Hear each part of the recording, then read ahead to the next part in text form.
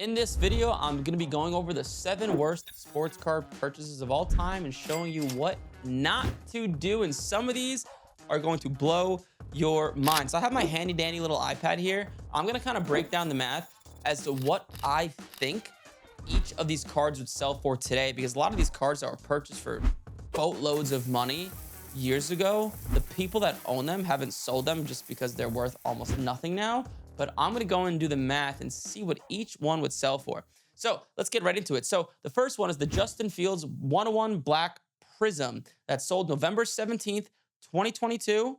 And this card sold for $90,000, which is insane because Justin Fields now is basically a backup. And I believe he has a 14-30 career record, something along those lines.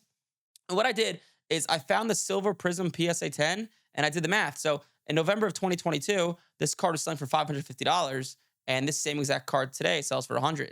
So what that tells me is Justin Fields worth about 5 times less. So the math would say that $90,000 card would sell for about 15, but I just know that market's not there anymore. So I believe this card would sell for $7,000 today. If I had to take a guess, a big drop off from spending $90,000, but you can't blame him. Justin Fields had a lot of hype. He actually looked decent his rookie year. He just never progressed. So that is the first worst purchase. The second one, and this is also bad, is the Mac Jones 101 Black Prism. And this card sold for $100,000 in the middle of 2022, which is insane. So what I did is I found Mac Jones' Silver Prism Auto PSA 10, which in the middle of 2022 was selling for about $3,000.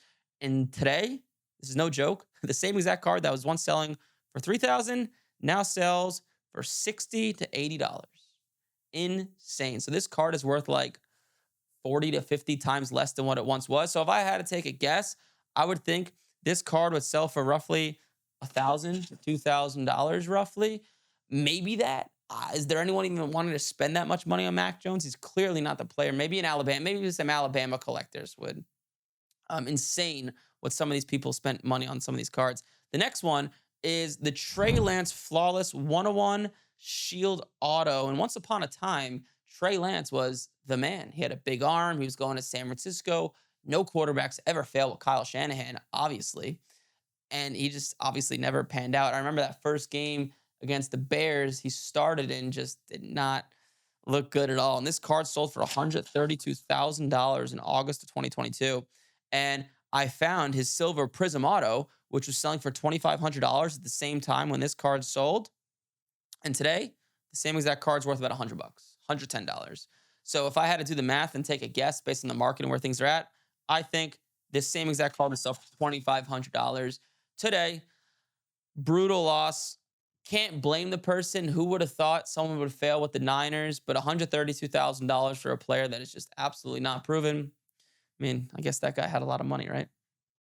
Next up, and this is also not a good one, is the 2019 Bowman Chrome Red Refractor rookie auto of Wander Franco. And we all know what happened to Wander Franco. He's probably not going to play in the major leagues again, but this card sold for $193,200 in May of 2022. And in May of 2021, excuse me. And in May of 2021, his Bowman Chrome regular PSA 10 auto was worth about $3,500. Today, $90.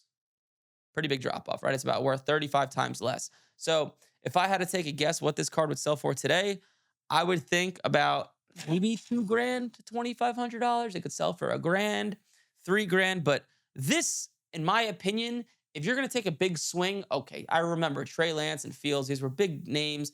But Wander Franco, he hasn't played yet. He was just a prospect. And in the major leagues, Major League Baseball, most guys just don't perform up to expectations. It's just how the game works. Because I believe there's the biggest discrepancy from Major League pitching to minor league pitching than there is from like college football to NFL football or like, NBA basketball to college basketball. I believe Major League pitching, there's the biggest difference. And that's why so many guys fail in the major leagues. But that is a rough one to swallow. $193,000. This next one, so this was a bunch of cards of Mr.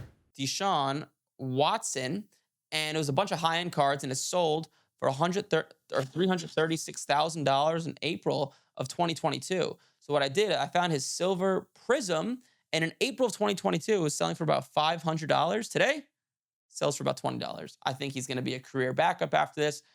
This one, I actually blame whoever bought this the least, because Deshaun Watson in April of 2022, right, when this card sold, he was solid, right? He played on the Texans for a long time. He was really good. He carried the team.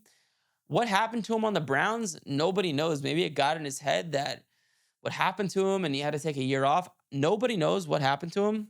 Obviously, just no good anymore. And this lot of cars that's once sold for $336,000, I believe today it would sell for about $7,000, maybe a little bit less. So no good. This next one hurts me just a tad bit because I lost a bunch of money on Zion Williamson, as a bunch of people did. But his 2019 number to 99 National Treasures graded a 9.5. Grading a BGS 9.5 with this card is not easy. This is not an easy card to get graded. This card sold for $594,000 in February of 2022. Insane for a card of Zion Williamson, almost $600,000. That's the price of a decent house in New Jersey. Insane. And in February of 2022, when this card sold for that amount of money, his blue Prism, that's what I looked at here, his blue Prism was selling for about $13,000. That same card that was once selling for $13,000, now today sells for about $1,000. So this card, according to the math, is worth 13 times less than what it once sold for. So according to that math, you would think this card of Zion sold today would be worth like 40 to 50 grand. Probably not, because that market's just not there anymore. So if I had to take a guess, I would think this card would sell for about $15,000 to $20,000. My assumption, because that demand market, the hype, the pandemic's not there anymore. Huge loss from 600 grand is basically someone spent on this card to 15 to 20. And lastly, this is wild. This is insane. So the Justin Herbert National Treasures 101 NFL logo. This is his best card in the world. This sold for $1.8 million in September of 2022. That's a lot of money for a card of Justin Herbert. This is actually the card, or the player that sold for the third most ever of football. The only two guys that have ever had a card that sold for more was Patrick Mahomes and Tom Brady. So that shows you how much people thought of Herbert. And if you remember, once upon a time, Herbert looked like, honestly, the next Mahomes. He came in, didn't have much of a defense, was airing the ball out all over the place, and he's still a really good player.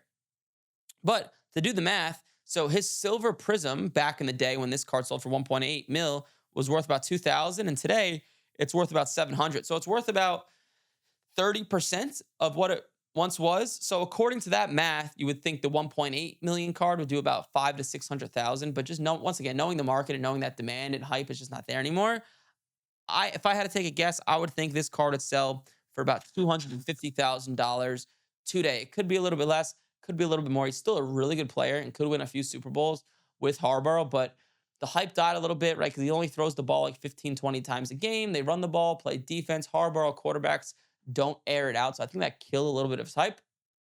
But these are the 7 worst purchases in sports card history, and boy, no good. And hopefully the lesson you could take from this is to not lose hundreds of thousands or millions of dollars. And the mistake every single one of these guys made who bought these cards is they just simply followed the hype. You can't follow the hype. It's just a bad way to do business in the world of sports cards. You want to buy low and sell high, of course, right? And the way to do that, just think about this. Something is only an opportunity when no one else sees it as an opportunity. So let me give you an example from just today. So right now, while I'm speaking, the most hyped quarterback is Jaden Daniels, probably the greatest rookie of all time. Can you make money by buying and grading his cards? Yeah, you could. But it's not much of an opportunity because everyone is on him. Everyone's buying his cards. It's like CJ Stroud last year. Everyone's buying him. The opportunities, not saying these guys are good, but the opportunities would lie in Bryce Young, Anthony Richardson, maybe CJ Stroud, who's down a lot in value if we're just talking NFL quarterbacks, right? Be fearful when others are greedy and be greedy when others are fearful, right? Something is only an opportunity when no one else sees it as an opportunity. And all these people just bought these cards when everyone else saw it as an opportunity, okay? So hopefully that makes sense. Just don't follow the hype. But if you like this stuff, like, comment, subscribe. I'll see you on the next one.